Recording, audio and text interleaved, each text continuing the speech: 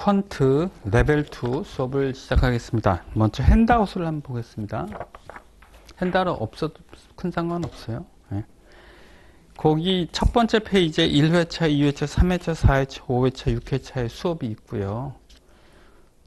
오늘만 3시간이고 2회차부터는 3시간 반입니다. 그리고 수업 내용 그 보시면 순서대로 그 순서대로 나갈 것입니다. 그런데 책은 수혜저 노트를 하지 않고 그 커리큘럼북을 할 겁니다. 왜냐하면 수혜저 노트는 너무 축소가 돼서 그 레벨 1 퀀트 같은 경우는 그거로 설명이 가능한데 레벨 2에서는 설명이 불가능해요. 그거 가지고 이해를 수강생들은 할 수 없다고 판단이 돼서 커리큘럼북으로 합니다. 왜냐하면 커리큘럼북은 예제들이 있어요. 그래서 예제가 있어야 이해가 되는 거거든요. 특히 여기는 굉장히 내용이 어려워서 커리큘럼북으로 하겠습니다. 먼저 전체적인 내용을 한번 보도록 하는데 커리큘럼북의 페이지 이렇게 되어 있는데요. 5인데 3이군요. 3인데 이 3은 표시가 없고요. 그 다음 페이지에 4 돼 있고 다음 페이지에 5 돼 있으니까 4페이지 전 페이지를 보시면 뭘 하는지 나옵니다. 자, 보도록 하겠습니다. Learning Module 1 뭐냐면 Basic of Multiple Regression이에요. 그래서 리그레션이 먼저 있습니다. 리그레션은 레벨 1에서 했어요. 회귀 분석해서 했습니다. 그에 관한 얘기고 마줄 2도 리그레션 블라블라 했고요. 마줄 3도 마들 스페시피케이션에서 리그레션에 관한 얘기입니다. 그 다음 마줄 4도 Extensions of Multiple Regression에서 리그레션에 관한 얘기고요.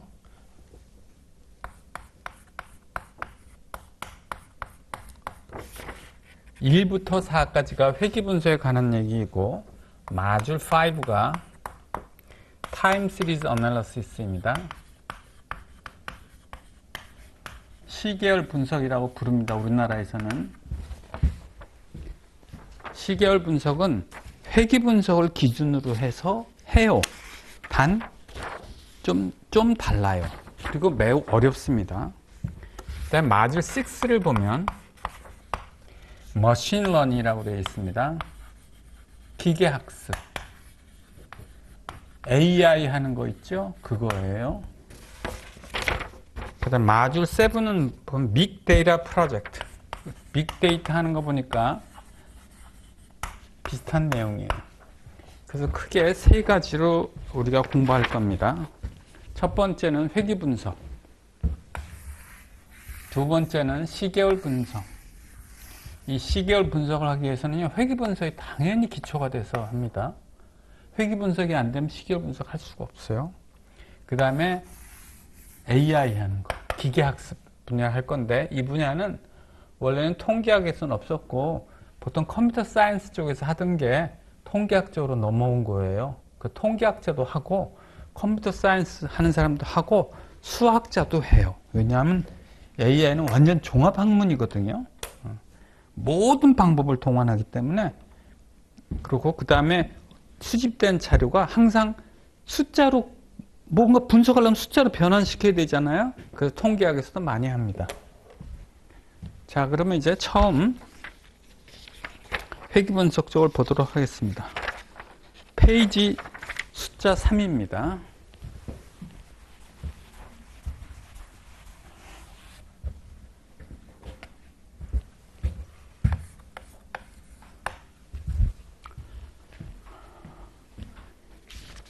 베이식스 기본이래요. 멀티플 리그레션 했어요. 리그레션 했는데요. 리그레션은 회귀라고 해야 되고 보통 우리는 회귀 분석하잖아요. 리그레션 하면 회귀 분석이라 할 수 없고 여기다 어널리시스를 붙여야 회귀 분석이라고 번역할 수가 있습니다. 회귀 분석이야. 근데 그 앞에 멀티플이라는 단어가 들어가 있습니다.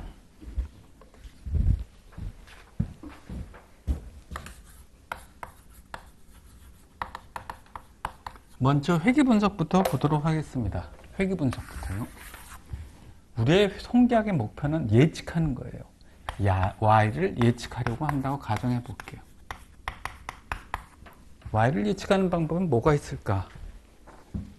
첫 번째 방법은요, 평균을 구하는 겁니다. 평균을 예측하는 거예요.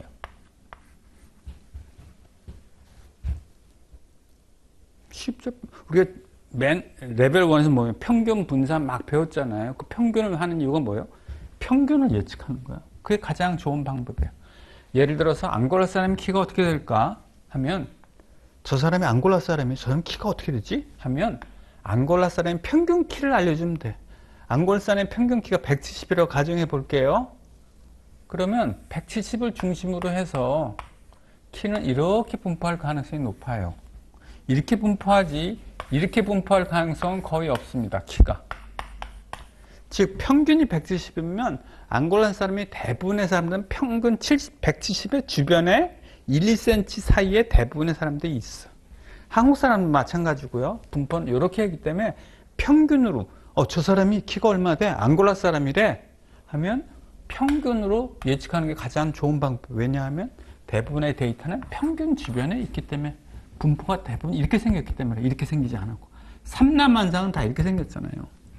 그래서 저 사람이 앙골라 사람인데 키가 얼마 될까 하면 구글링을 통해서 앙골라 사람의 평균 키로 저 사람 키가 170일 거라 하는 방법이 가장 좋은 방법이에요. 첫 번째 방법은. 또 다른 방법이 있습니다. 자, 핸드아웃에 페이지 2를 보면 토의 예제를 보겠습니다. 등대의 여대생의 키를 추정해야 하는데 뒤를 돌아볼 수 없고 추가적인 정보가 없다. 이때 가장 합리적인 예측감은 무엇일까 하면 이거예요. Y가 여대생의 키라고 하겠습니다. 근데 한국 여대생이래. 키가 얼마 되지? 저 사람 한국 사람이래. 여대생이래. 그럼 뭘 찾으면 되냐면 구글링을 통해서 한국 사람의 여대생의 평균을 찾는 거야. 얘를 쉽게 그냥 160이라고 할게요. 그럼 뭐라고 예측하는 게 가장 좋아요? 여대생의 키의 평균값으로 예측해 주는 게 가장 좋은 예측값이야. 왜? 대부분의 여대생의 키는 이 평균값에 집중해서 분포가 이렇게 돼 있기 때문에, 이렇게 돼 있지 않고. 그래서 이렇게 하는 게 가장 좋은 예측 방법입니다. 근데 그 다음 읽어보겠습니다. 만약 아버지의 키를 안다면 했어.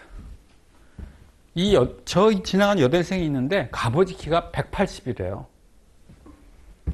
아빠의 키가 180이라는 정보를 받았어. 그러면 그 여대생의 키는 160일까요? 그거보다 높을까요? 높겠지. 왜? 아버지가 키가 크면 딸의 키도 크기 때문에, 일반적으로. 따라서 그냥 평균값을 예측하는 것이 아니라 이렇게 예측하는 거예요.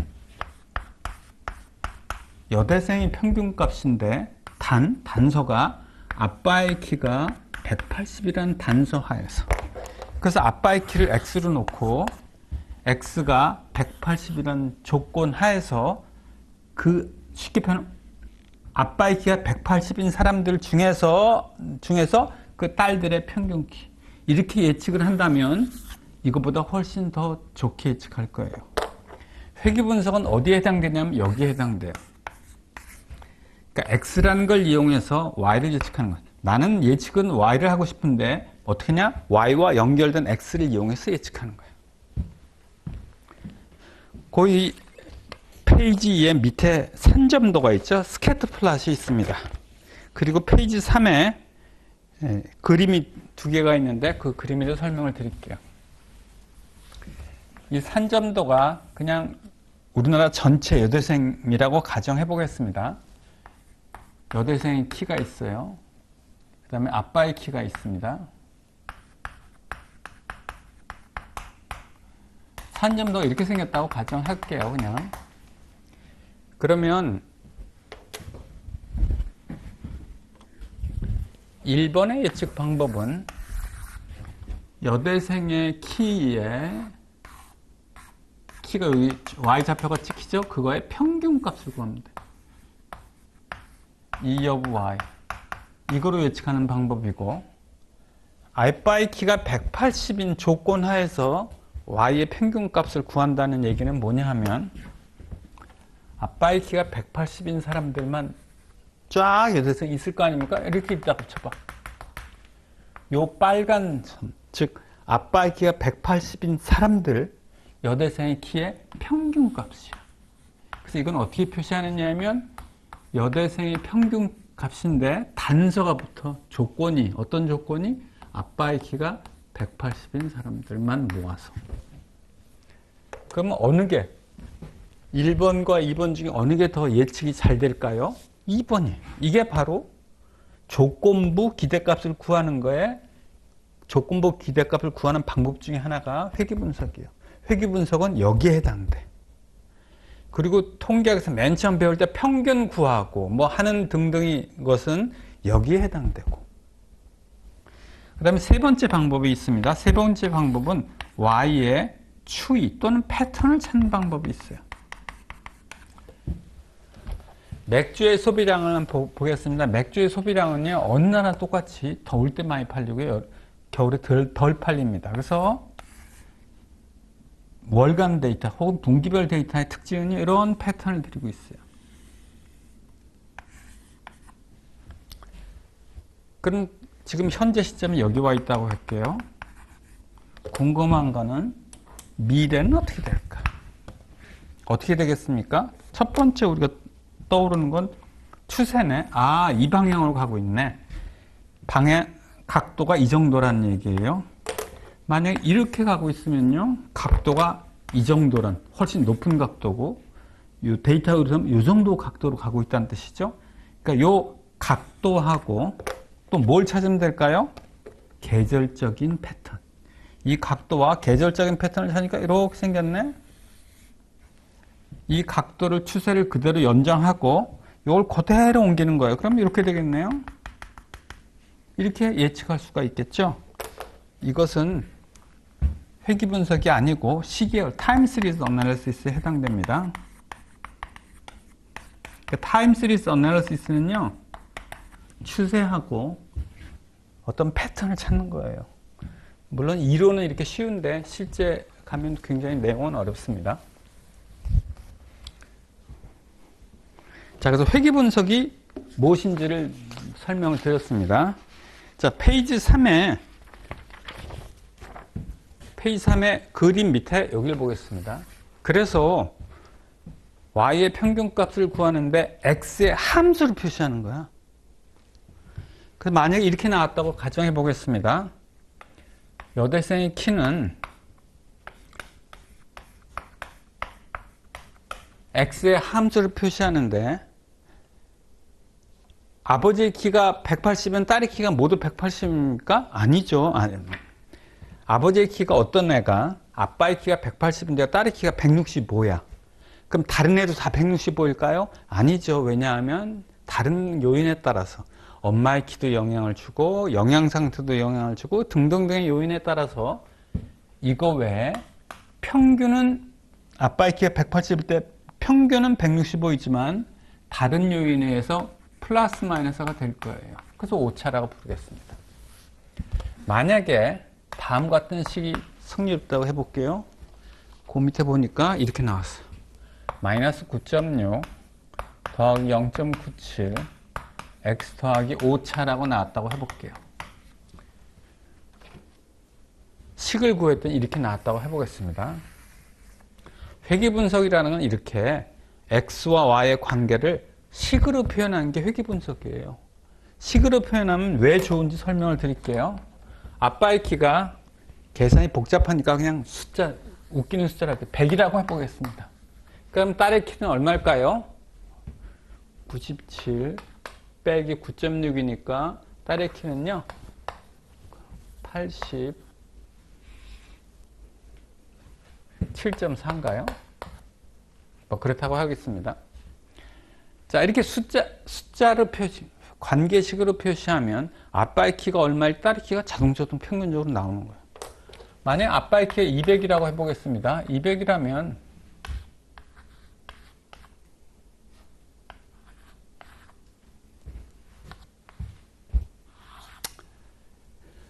또 이상하게 1m밖에 왜 이렇게 안 나오지? 9.6이구나. 그러면 약 185쯤 나오네요. 약 185쯤 나옵니다. 자, 이렇게 식으로 표시하니까 가장 큰 장점 중에 하나는요, x값이 얼마일 때 y값이 숫자로 탁탁탁 나올 수 있다는 거예요. 회귀 분석은 변수가 두 개가 필요합니다. x도 필요하고 y도 필요해요. 그죠? x, y가 있는 거 보니까. 그리고 x를 우리가 independent variable, 독립 변수라고 부르고,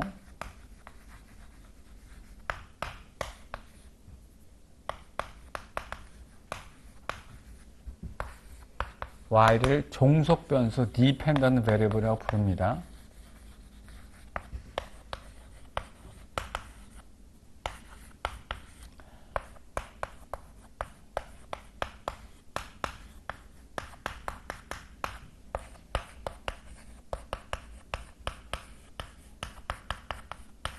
이때 유의할 점은요, x와 y 선정을 잘 해야 돼요.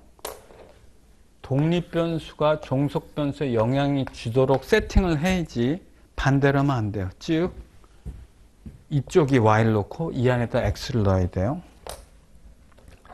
만약에 이걸 바꾸게 되면 어떤 일이 벌어지는지 한번 다음 보겠습니다. 우리나라 같이 땅이 좁은 나라는 아니지만 미국 같은 땅이 워낙에 넓잖아요. 근데 다음과 같은 사실을 봤어요. 범죄율과 경찰관 수를 비교해 보겠습니다. 어떻게 할까요? 범죄율이 높은 곳에 경찰관을 많이 배치합니다. 그렇죠? 그래서 범죄율이 높은 곳에 경찰관을 많이 배치하기 때문에 범죄율이 X고 경찰관의 수가 Y가 됩니다. 범죄율이 높은 곳에 경찰관이 많이 배치됩니다. 근데 만약 이걸 제가 뒤집어서 회귀 분석을 할 때 이렇게 식을 표시하는데 제가 반대로 했다고 가정해 보겠습니다. 범죄율을 y를 넣고 경찰관 수를 x를 놓으면 나중에 어떻게 해석이 될까요? 해석이 이렇게 해석이 됩니다. 경찰관 수가 많은 곳에 범죄율이 높다. 경찰관이 많은 곳에 범죄율이 높다라고 해석이 돼. 그러면 어떻게 돼요? 경찰관이 도둑놈이라는 뜻이에요. 그러니까 독립변수와 종속변수를 정확하게 세팅을 해야지 반대로 놓으면 이상하게 해석이 될 수 있다는 거예요. 범죄가 많은 곳에 경찰이 많은 것이지 경찰관이 많기 때문에 범죄가 많은 건 아니에요. 그래서 X, Y, 즉 독립변수와 종속변수를 세팅을 엄청 잘해야 합니다. 근데 AI로 가게 되면 나중에 AI로 가게 되면 좀 거기서는 더 틀려요. 왜 그러냐? 통계학은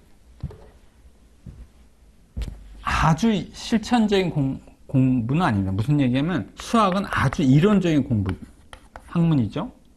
근데 현실적인 데서는 수학은 많이 벗어나는데 통계학은 이론적인 수학과 현실적인 게 중간쯤에 들어가 있어. 그래서 수학의 이론을 바탕으로 해서 조금 현실을 접근했는데 AI, 기계학습은요 매우 현실적인 위치가 좀 더 여기 있어요. 그래서 독립변수와 종속변수가 중요하지 않아, 세팅이. 그래서 AI에서는 독립변수니 종속변수나 단어를 쓰지 않고 다른 단어를 씁니다. 그러나 통계학에서는 아직 수학에서 크게 벗어나지 않았기 때문에 독립변수와 종속변수를 정확하게 세팅해야 돼요. 자, 이 경우도 보면 X가 아빠의 키고 Y가 딸의 키지 반대로 하면 안 돼. 반대로 하면 어떻게 해석되느냐? 딸의 키가 클수록 아빠의 키가 크다. 딸의 키가 아빠의 키에 영향을 준다고 해석할 수가 있어요. 물론 딸의 키가 크면 클수록 아빠의 키는 클 거예요. 그러나 인과관계는 바뀐 거죠. 그래서 인과관계가 명확하게 표시해서 독립변수와 종속변수를 정해야 합니다.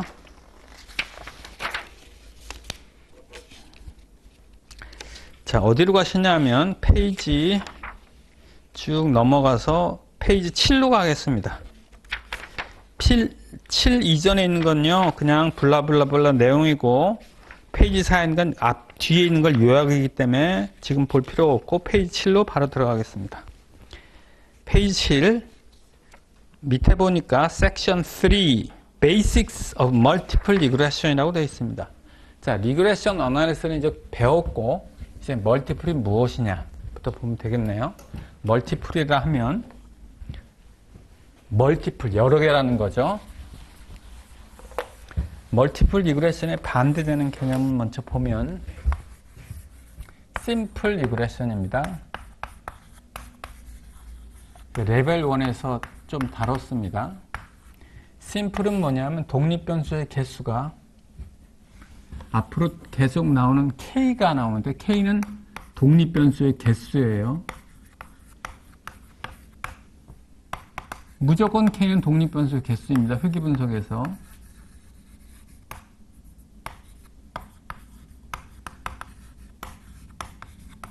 심플 리그레션은 독립변수 개수가 하나이고 멀티플 리그레션은 독립변수의 개수가 2개 이상인 경우를 말합니다. 그러니까 여기서 배우는 건 독립변수가 2개 있는 경우에 회귀분석을 공부하자는 거예요, 지금.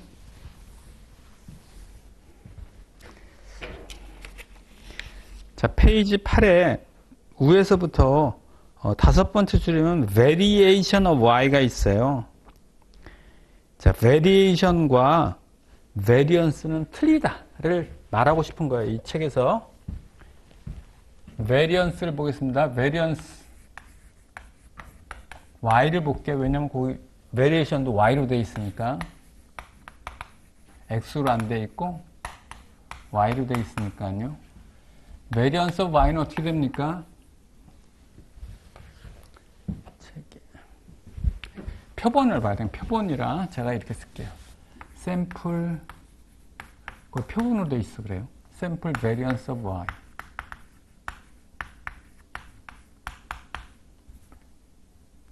여기도 똑같이 샘플입니다.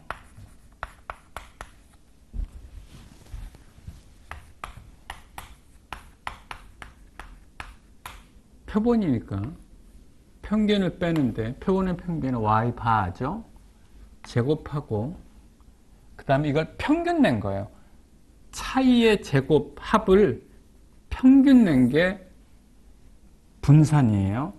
이때 이건 자유도가 n-1이라 n-1로 분모가 되어 있고 variation이라는 것은 비슷한데 좀 틀립니다.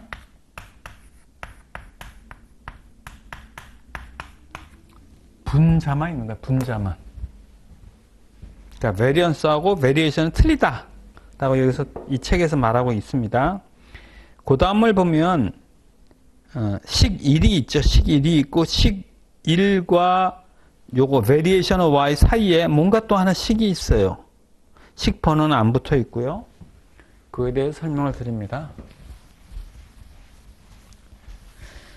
맨 처음 회귀 분석을 할 때 첫 번째 해야 될 뭐냐면 우리가 기호를 어떻게 쓸 거야, 어떤 기호를 쓸 거야부터 봐야 합니다. 왜냐하면 책마다 쓰는 기호가 틀려요.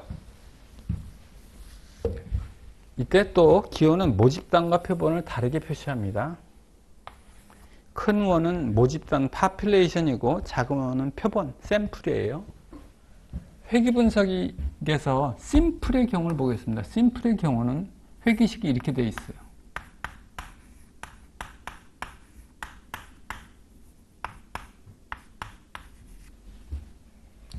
이거랑 여기 지웠는데 여기 매우 비슷하게 생겼죠? 여기가 B0였고 요게 B1이었습니다. 오차항이 엡실런이고 엡실런을 에라텀이라고 부릅니다. 에라텀이라고 부르는데 이 책에서 이제 문제점이 하나 나타난 게 그 전에 다른 분들이 쓰셨는데 요번부터 바로 전부터 다른 사람이 들어왔어. 다른 사람이. 그 전에 어떤 사람이 이렇게 쭉 책을 써가지고 논리 있게 썼는데 요번에 그 중에 일부를 다른 사람이 들어왔었어. 레벨 1 쓴 사람이 여기 들어왔어.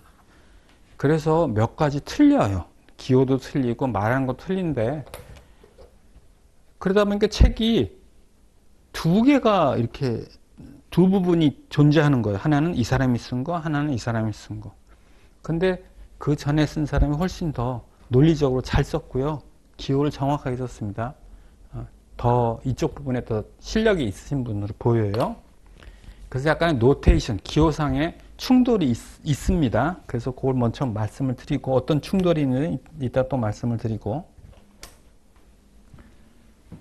자 이제 표본을 보겠습니다. 표본은 어떻게 생겼을까? 표본은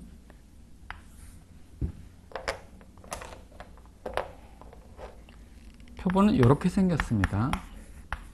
해트를 씁니다. 이때 엡실론 대신에 해트를 안 쓰고 E를 씁니다. 이 E는 잔차라고 부릅니다. 우리말로 잔차, 영어로는 residual이라고 불러요. 이건 우리말로 오차항이라고 부릅니다. 그 다음에 더 정확하게 표현하려면 I를 쓰셔야 됩니다. 근데 이제 칠판이 너무너무 복잡해지기 때문에 I를 자주 생략해 쓸 거예요. 그리고 요거를 회귀 모형, 리그레션 마들이라고 부르고요. 이 경우는 실제 값이라고 부릅니다. actual value. 그럼 회귀 분석은 회귀선을 나타내야 되잖아요. 회귀식은 리그레션 라인 혹은 리그레션 이퀘이션은 이렇게 기호를 씁니다.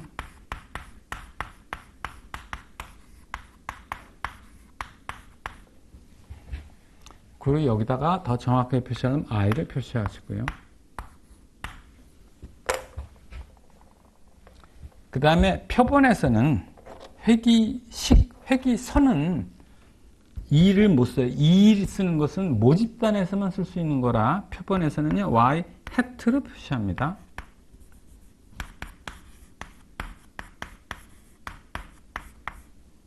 그리고 정확하게 표시하기 위해서는 I를 표시하고. 이게 회귀선이에요. 회귀식 또는 회귀선. 그러니까 모집단의 회귀식은 이렇게 생겼고, 표본의 회귀식은 이렇게 생겼습니다. 이건 다 독립변수가 x 하나밖에 없죠. 그래서 이 경우는 심플 리그레션의 경우이고 우리가 이제 배우는 거는 멀티플이잖아요. 자, 식 1이 있고 베리에이션이 있고 그 사이에 있는 게 바로 지금 심플 리그레션의 경우에 예를 들은 거예요. 심플 리그레션의 경우에는 기호를 이렇게 썼었어요 했어. 레벨 1에서. 그럼 레벨 2에서는 어떻게 해야 됩니까? 하는 거 이제부터.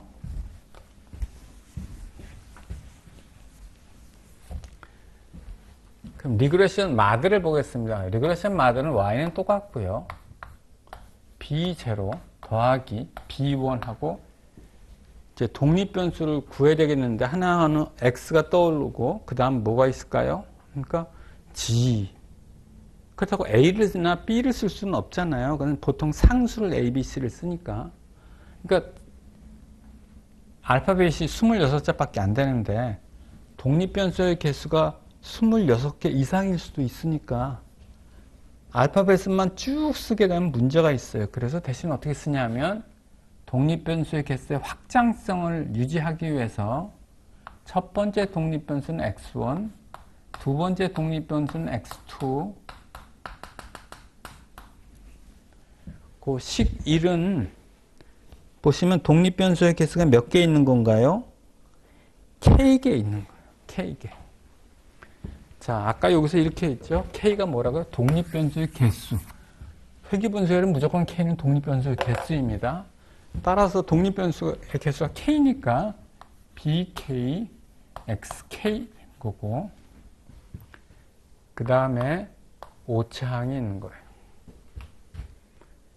이게 회귀 모형이고 리그레션 마들이요. 저기서처럼 정확하게 표시하기는 I거든요. 여기서 I를 쓰셔야 돼요.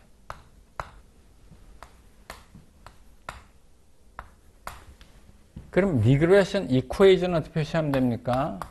이렇게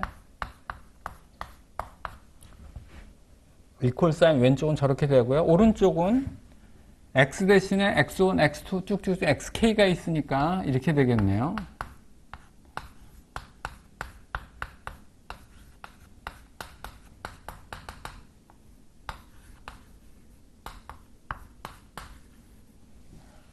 되고 여기에 i가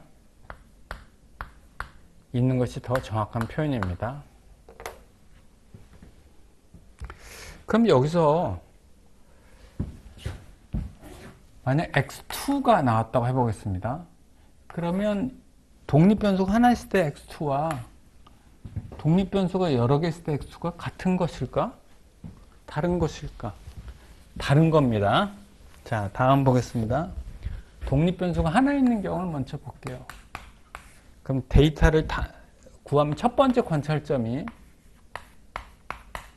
2, 3 이렇게 나왔다고 해볼게요. 두 번째 관찰점은 y좌표가 5고 x좌표가 2고요. 똑같은 숫자는 4라고 그럴게요. 세 번째는 1을 9 이렇게 나왔다고 해볼게요. 독립변수가 두 개인 경우를 보겠습니다.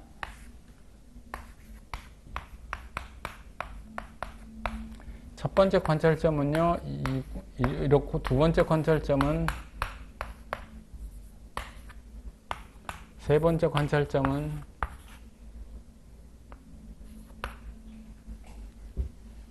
이렇게 하고 가정해 보겠습니다. 자, 이 2라는 건 뭐냐면 여기 기호로 말하면 y1이에요. 5는 y2고요. 즉 y의 첫 번째 관찰점 값, 이건 y 두 번째 관찰점 값이라는 뜻이고, 이건 뭘까요? x1이고 이건 x2입니다. 즉 3은 x의 첫 번째 관찰 값이고 x2는 독립변수의 두 번째 관찰 값이에요. 독립변수가 두 개인 경우를 보겠습니다. 2는 뭘까요? y의 첫 번째 관찰 값이라 y1이고 이건 y2입니다. 그러면 9는요? 어떻게 기호로 표시해야 될까요? 이렇게 됩니다. x의 첫 번째 관찰감이 아니고 x1에 x1이 여기서는 독립변수야. 여기서는 x1이 뭐예요? 첫 번째 관찰값이란 얘기고 여기서는 x1은 x1이 독립변수고 그 독립변수의 첫 번째 관찰값. 이건요 x1의 두 번째 관찰값. 이건 뭐라고 하면 될까요? 변수가 x2인데 첫 번째 관찰값. 독립변수가 x2인데 두 번째 관찰값입니다. 자, 그래서 여기서 x1, x2 했을 때 이때 말하는 x1, x2와 여기 멀티플 리그레이션에서 말하는 x1, x2는 틀린 겁니다. 여기선 독립변수의 두 번째 관찰값이라는 뜻이고 여기는 독립변수 자체를 말하는 거예요. 됐죠? 자, 그 다음에 이제 그러면 이 표본에서는 어떻게 표시할까? 표본에서는요, 실제 값은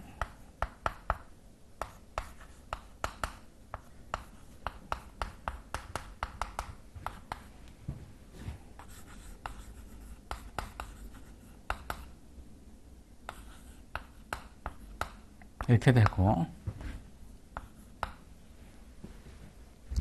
회기식은 해트를 붙입니다.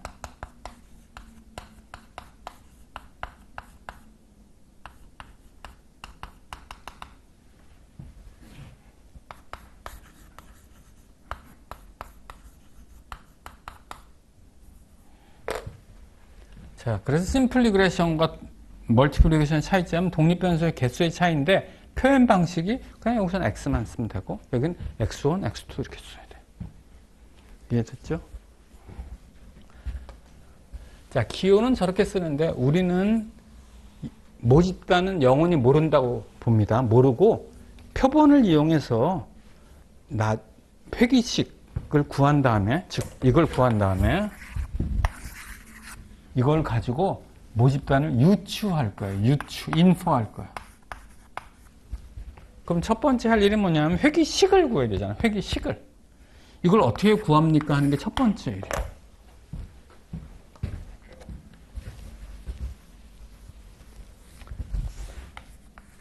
회기식 구하기. 여기서 회기식이라면 모집단 회기식이 아니고 표본 회기식입니다. 우리는 모집단은 영원히 모른다고 가정하기 때문에 표본만 구해요. 레벨 1에서 이 회기식 구하기가 했는데 레벨 2의 멀티플 리그레션 이거는 똑같아요. 관찰점이 이렇게 있다고 해볼게요. 위와 밑에 관찰점은 동일해요. 동일. 자, 회기식을 구하는데 회기식이란 여기서 우리가 뭐에 한정하냐면 선형에 한정합니다. 그래서 레벨 2에서는 이렇게 했어요. 심플 리니어 리그레션 했는데 이렇게 책에서 나오는데 이번 리니어를 빠졌지만 우린 무조건 리니어만 합니다. 리니어 안 한 경우 안 하고요. 왜냐면 리니어만 하면 선형이 아닌 경우가 많지 않아요 하는데 별 걱정할 게 없는 게 다음 같은 경우를 보겠습니다. 관찰점이 이렇게 했다고 볼게요. y는 x제곱의 스타일입니다. 그리고 선형 아니잖아요. 그렇다고 해서 선으로 긋는 게 아니라 예를 들면 이렇게 놓는 거예요. 3이라고 하겠습니다. 이해가 더 쉬우니까. 3x제곱에 그럼 x제곱을 하나의 변수, g로 놔요. 그러면 결국 이거는 식이 이렇게 되겠네. y는 3g가 되겠네. 즉 관찰점이 이렇게 생겼는데 x축을 아까는 x로 했는데 이번엔 g로 놓는 거야. 그러니까 이게 x제곱이죠. 그리고 여기는 y예요. 그럼 관찰점 어떻게 표시됩니까? 이렇게 표시되죠. 선이 되네, 선. 그러니까 우리는 선형만 공부하는데 비선형 경우는 그럼 전혀 안 다루고 있잖아요. 별 걱정할 필요 없는 게 비선형의 경우에도 선형으로 변형을 하게 되면 다 모든 게 해결이 되기 때문에 우리는 선형만 공부합니다. 자, 여기서 선형이니까 선을 긋는데 다음과 같은 선을 생각해 볼 수 있어요. 1번 이렇게, 2번은 이렇게. 자, 예측을 하려고 하는데 어느 선, 노란 거와 파란 거인데 어느 게 더 잘 맞을까요? 우리의 목표는 예측을 해서 잘 맞는 거잖아요. 1번이 더 낫겠죠. 왜냐하면 관찰점은 잘 배분하는 반면에 y는 아니잖아요. 여기 보겠습니다. x가 커질 때 y는 일반적으로 관찰점이니까 y는 커지는데 1번은 제대로 설명되어 있고 2번은 반대로 되어 있고 또 관찰점 하나를 잘 볼게요. x의 값이 xi일 때 실제 값은요. 실제 값은 yi예요. 회기선을 여기다 제가 임의로 이런 회기선을 그어 보겠습니다. x의 값이 xi일 때 실제 값은 yi인데 회기선을 이용한 예측값은 얼마일까요? 여기요. 요게 바로 회기선을 이용한 예측값이라 yi 해트가 됩니다. 그러면 실제는 yi고 예측은 yi 해트로 했으니까 오차가 이만큼이 생겨요. 오차가 이 경우에 보겠습니다. 오차가 이렇게 생기겠죠? 저 오차가 여긴요. 오차가 이렇게 생길 거예요.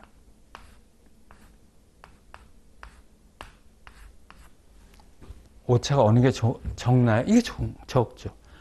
우리가 회귀 분석을 하는 이유는 제대로 예측하기 위한 거니까 오차가 적을수록 좋은 거예요. 그래서 어떻게 하면 되냐면 이렇게 되겠네.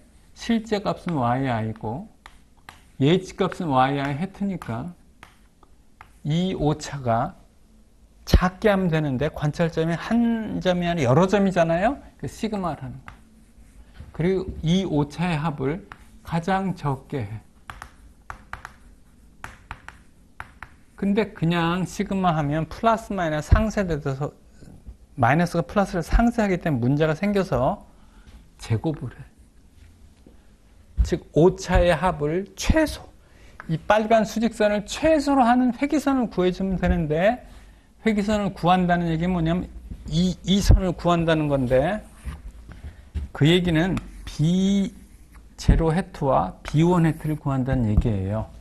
왜냐하면 y는 해트는 이 자리에 항상 있고 x도 이 자리에 있으니까. 예를 들어서 선 이걸 보겠습니다. 2 더하기 3xs. 이 선은 어떻게 생겼냐면 그림을 보면 이렇게 생겼죠. 절편계수는 2고 기울계수는 3입니다. 이 선을 구한다는 거나 절편계수가 2이고 기울계수가 3이다 하는 거랑 똑같은 얘기예요. 왜냐? y는 이 자리에 있고 x는 이 자리에 있으니까. 즉, 이 제곱합을 최소로 하는 뭐를 구하는 거냐 하면 절편계수와 기울계수를 구하는 겁니다.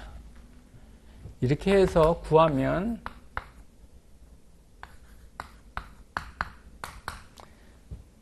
자, 독립변수가 하나 있을 때요. 구하면 다음과 같이 됩니다. 이 식은 레벨 1에서 나왔는데 이건 여기뿐이 아니라 파이낸스에서 매우 중요한 캐벤 모형에서 기본이 되기 때문에 중요합니다.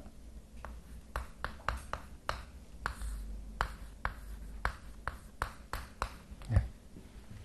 캐벤 모형에서 베타 값을 구하려면 이거로 하거든요. 그 다음에 B0 했더니 이렇게 됩니다.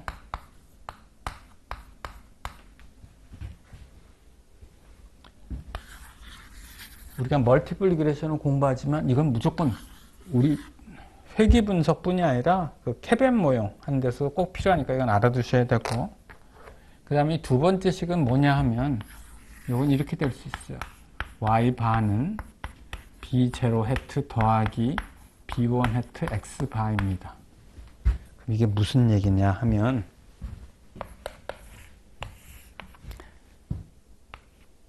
x의 값이 x바, x 평균을 일 때 회기선의 y 값은 얼마라는 거야? y 바라는 거야.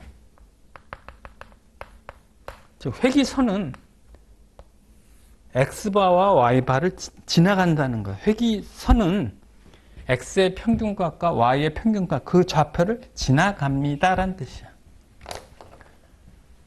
여기서 말하면 y 좌표가 쭉 있죠. y 좌표가 평균 요거라고 가정해 보겠습니다. 그 다음에 여기 x 좌표도 쭉 있죠. 그거의 평균은 x바 y바를 지나간다는 뜻이에요. 이렇게. 그리고 이 방법을 우리가 뭐라고 불렀냐 하면 ordinary least squares method라고 불렀고, 앞 글자에 따라서 OLS라고 불렀습니다. 우리말로 번역하면 최소 제곱법. 리스트가 최소죠. 스퀘어스는요 제곱이죠. 최소 제곱법이라고 부릅니다. 그 오디너리는 뭐냐 하면 원조라는 뜻이잖아요. 근데 우리나라는 번역할 때 이 오디너리는 번역 안 하고 그냥 이렇게 번역합니다. 최소는 왜냐면 미니마이즈 하기 때문에 그렇고, 제곱을 한 거를 미니마이즈 했다는 뜻이야. 그럼 왜 오디너리가 붙었을까 하면 그 이유는 나중에 다른 게 우리 레벨 2에서 나오는데, 이것을 확장한 개념이 있어요. 다른 데서 쓰이는데 확장한 개념이 있어. 그래서 그 확장한 거는 뭐라고 부르고, 그 다음에 원조하고 구별하기 위해서 원조 이렇게 한 거. 오디너리 리스큐어스 메소드라고 부릅니다. 그러니까 확장한 개념이 나오기 전까지는 다 리스큐어스 메소드라고 불렀는데, 그게 나오면서 또 구별하기 위해서 오디너리를 붙인 거예요. 자, 지금까지는 독립변수가 하나 있는 경우를 했는데, 우리가 다루는 건 독립변수가 여러 개 있는 경우잖아요.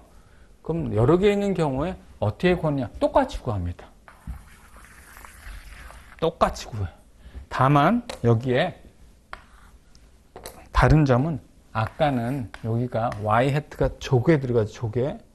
b0 해트 플러스 b1 xi가 들어간 반면에 독립변수가 여러 개인 경우는요, 이 자리에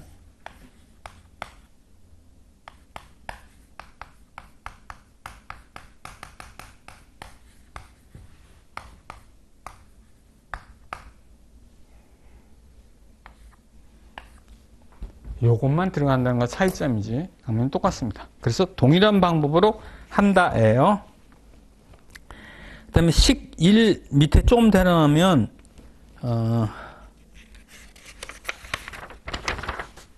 거기 식 1이 있죠. 그 밑에 밑으면 엡실론 i는 에라텀이라고 나왔어요. 에라텀이라 표시되어 있고, 근데 나중에 보시겠지만 이분이 새로 들어오시면 자꾸 리지주얼이라고 부르기도 합니다. 리지주얼은 잔차는 표본에서만 써야 돼요. 그 다음에 조금 더 내려오면 굵은 글씨로 partial regression coefficient 굵은 글씨가 있고요. or a partial slope coefficient가 있는데 그거에 대해 설명을 드리도록 하겠습니다. 자, 이거를 뭐라고 부르냐 하면 regression coefficient라고 부르는데 회귀의 개수라고 불러요. coefficient. 이건 모집단, 이건 표본. 모집단의 리그레션 코이피션트, 표본의 리그레션 코이피션트. 그리고 이것은 절편이기 때문에 인터셉트. 그러니까 인터셉트 코이피션트라고 부르고, 이건 뭐라고 부르면 될까요? 기울기, 슬로프 코이피션트 라고 부릅니다. 그러면 이제 이쪽으로 가볼게요. 자, 그러면 어떻게 불러야 될까요? 여기서도 똑같아요. 여기서 이거는 인터셉트라고 부르고, 이건 인터셉트 코이피션트. 이거는요. 슬로프 코이피션트 불러야 되겠는데, 너무 많네. 독립변수가 하나 있을 때는요, 눈에 확 띕니다. 어떻게 띄느냐? 이렇게 되죠. y는 2 더하기 3x를 보겠어요. 그러면 절편교수가 2이고 기울기의 수는 3입니다. 그죠? 딱 눈에 띄어. 근데 저 경우는 독립변수 여러 개인 경우는 이 n차원이다 보니 k차원이다 보니까 뭐 좀 슬로프 코이피션트라고 부르면 좋겠는데 좀 미미해. 그래서 뭐라고 부르냐면 파셜 슬로프 코이피션트라고 부르는데 그 이유, 왜 파셀이 있는지 설명을 드리도록 하겠습니다. 자, 여기서 3에 대한 해석을 해볼게요. 독립변수가 하나 있을 때는 3에 대한 해석은 이렇게 하면 됩니다. x가 한 단위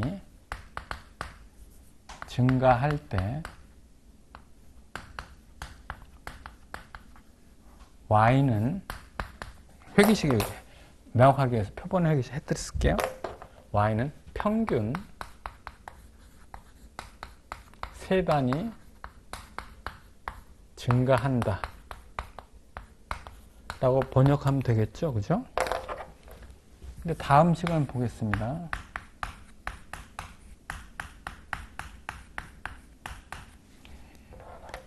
이때 3을 한번 해석해 보겠습니다. 어떻게 해석해야 될까요?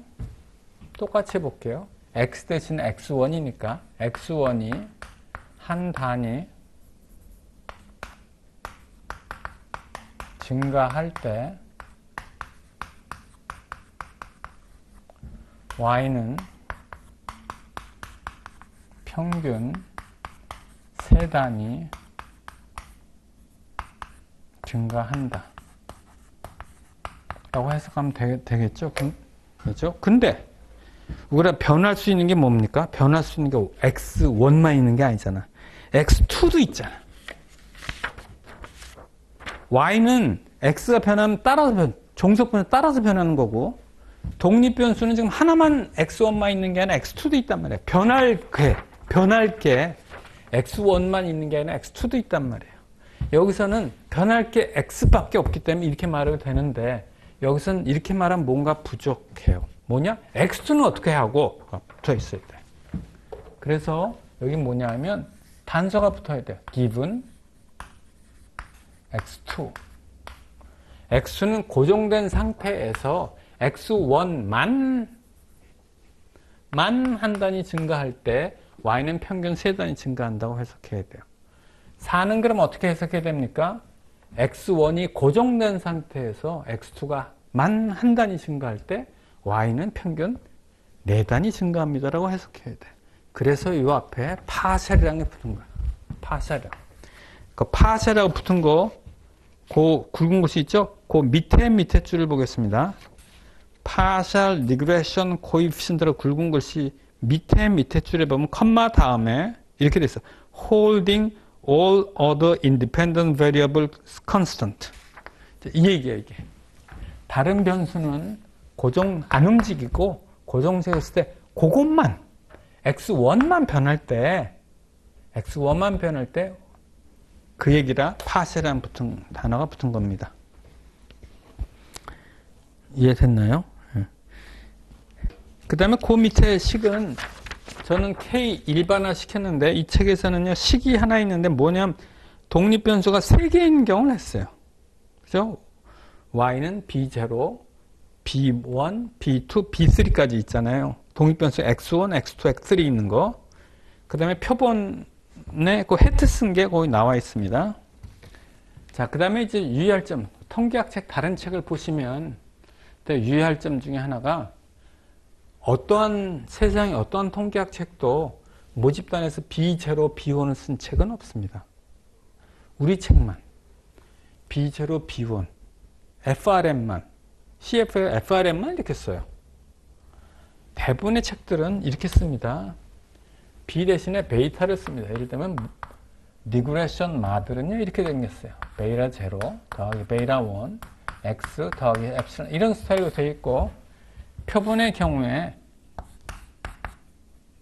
B0, B1, X 이렇게 되어 있어요. 그러니까 베이라 0, 베이라 1이라고 모집단에 되어 있고 표본은 B0, B1이 되어 있어요. 반면에 우리 책은 어떻게 되어 있냐면 다른 책에서 대부분의 다른 책의 표본에 쓰는 기호를 모집단에 쓰고 있어요. 그래서 일반 통계학 책을 보실 때 우리 책하고 다르다는 점 유의하시기 바랍니다. 그럼 왜 이렇게 했을까? 그 한 이유는 아마 제 생각에는 이 케벤 모델에서 나온 베타 값이 있죠. 베타 값. 그거하고 혼동할까봐 아마 이렇게 한 것으로 보입니다. 자, 그 다음에 좀 더 내려오면 식이 이렇게 되어 있죠. RET는 0.0023 빼기 5.05 뭐 BY 빼기 2.19 CS라고 되어 있습니다. 숫자가 더 있는데 요거만 쓸게요.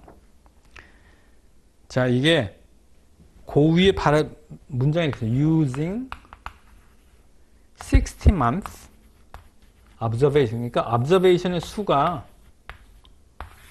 60개는 표본의 개수가 60개고 이렇게 나왔다는 거야. 근데 여기서 기호상에 틀린 점이 있어요. 우리 기호는 여기 표본은 해트를 써야 되잖아요. 잔차를 쓰면 그냥 써도 되는데 잔차를 안 쓰는 회기선이라 해트를 써야 되는데 책에서 해트를 안 썼습니다. 그 다음에 독립변수가 요게 첫 번째 독립변수, 요게 두 번째 독립변수예요. 자, 그럼 요걸 한번 해석해 보겠습니다.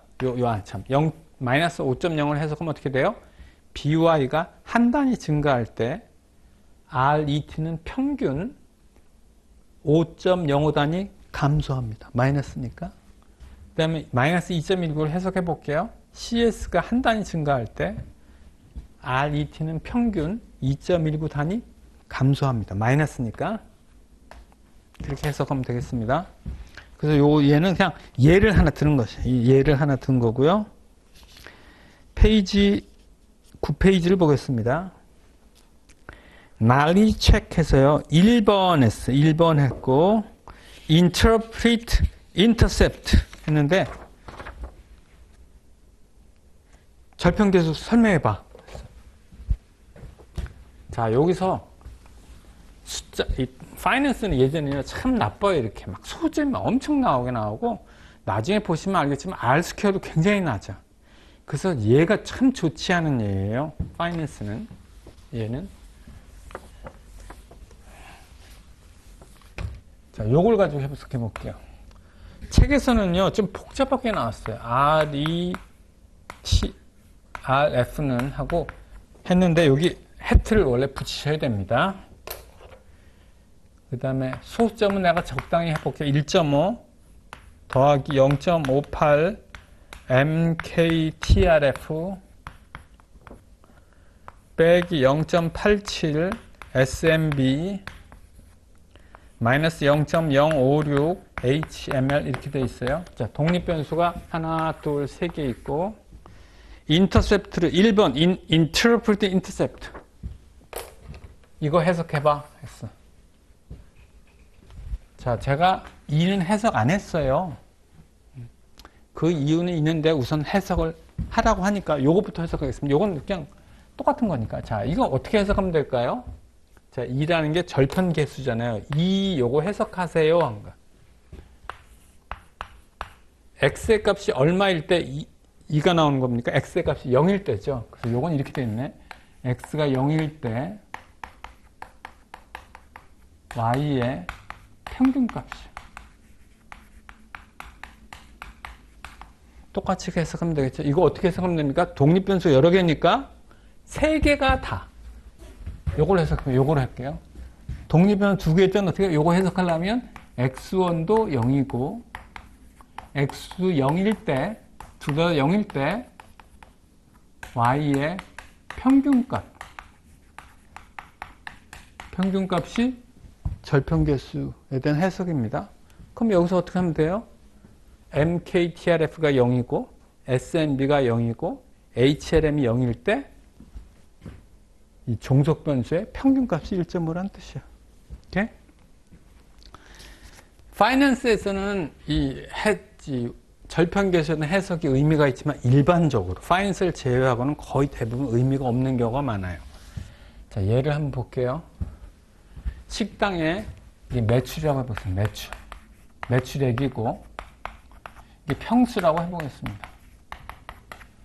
x가 0일 때라는 건 뭐냐 하면 식당의 평수가 0일 때 매출액이 2라는 거야. 평균. 식당이 평수가 0이면 식당이 아니잖아요. 식당이 아니기 때문에 일반적인 다른 곳에는 의미가 없는데 파이낸스에서는 의미가 있는 이유가 이래요. 자, 여기 이게 마켓 수익률일 거거든요. 이게 시장 수익률이라는 마켓 수익률이고 어떤 특정한 자산의 수익률이라고 했습니다. 삼성 I라는 자산의 수익률이라고 할게요. 데이터가 어떻게 있냐면 마켓 수익률이 플러스만 있는 경우가 아니라 마이너스로 나오잖아요. 이렇게. 그러니까 절편계수에 대한 해석의 의미가 있는 거야. 시장 수익률이 0일 때 이 I라는 자산의 수익률이 평균 이겁니다라는 뜻이야. 근데 이런 경우는요. 식당 연단 의미가 없는 거죠. 식당의 경우는 데이터가 0인 경우는 수집하지 않거든요. 평수가 0인 경우는 수집이 안 되죠. 그래서 5평에서 예를 들면 20평짜리 데이터를 수집했다고 가정해 보겠습니다. 관찰점이 이렇게 나왔어요. 회기선이 이렇게 됐어요. 관찰 자료는 5에서 20까지가 아닙니까? 근데 x가 0이라는 것은 관찰 자료의 범위를 벗어나는 거예요. 그러니까 의미가 없는 구간이야. 기본적으로. 그리고 또 평수가 0이라는 건 식당이 아닌 거야. 그래서 일반적으로 이런 데는 의미가 없지만 파이낸스에서는 x의 구간이 대부분의 경우가 0도 포함하기 때문에 이때는 의미를 가져요. 그래서 여기 인터셉트를 해석하라고 했고 2번 interpret each slope coefficient 슬로프 코에피션트 하나가 아니라 여러 개라 각각을 해석하세요 했어요. 해석해 보겠습니다. 요거 하나만 할게요. 요거 어떻게 해석해야 되나? 0.58은 다른 독립변수 SMB, HML이 0일 때 0이 아니라 미안합니다. SMB와 HML이 변하지 않을 때 MKTRF가 한 단위 증가하면 이 종속변수는 평균 0.58단위 증가합니다. 플러스니까요. 즉 다른 독립변수는 고정식인 상태에서란 전제가 붙어야 됩니다. 그래서 each 슬로프 코에피션트 됐고요. 3번 calculate predict value 3번은 프리딕션을 하라는 건데 우리의 목표는 프리딕션 하는 거잖아요. 뭐를 프리딕션 하는 거예요? Y를 프리딕션 하는 건데 아주 쉬워요. 자, 이건 그냥 거저먹기인데 예를 들면 보겠습니다. 이 x1이 5이고 x2가 10이다. 이면 이럴 때 y의 예측값은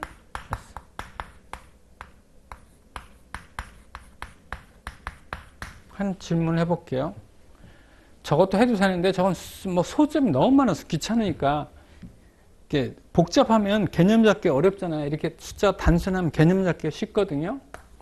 자, 풀어보겠습니다. 어떻게 하면 될까요? 아주 거저먹기예요. 그냥 y의 값을 구하면 되는데 2 더하기 x1에 5를 넣고 x2에 10을 넣으면 돼요. 3 곱하기 5 더하기 4 곱하기 10 해서 이 값이 프리딕션이에요. 회귀 분석에서는요, 프리딕션이 쉽습니다. 자, 그림으로 표시하면 어떻게 됩니까? 프리딕션이, 자, 평수가 요거일 때, 예측값은 어떻게 구하면 되죠? 회귀 선상에 있는 y 값으로 하면 이게 바로 프리딕션이에요. 나중에 보시면 아시겠지만, 시계열 분석에서는 매우 프리딕션 어려워요. 근데 회귀 분석에서는 거저먹기입니다. 휴식한 후에 다시 하겠습니다.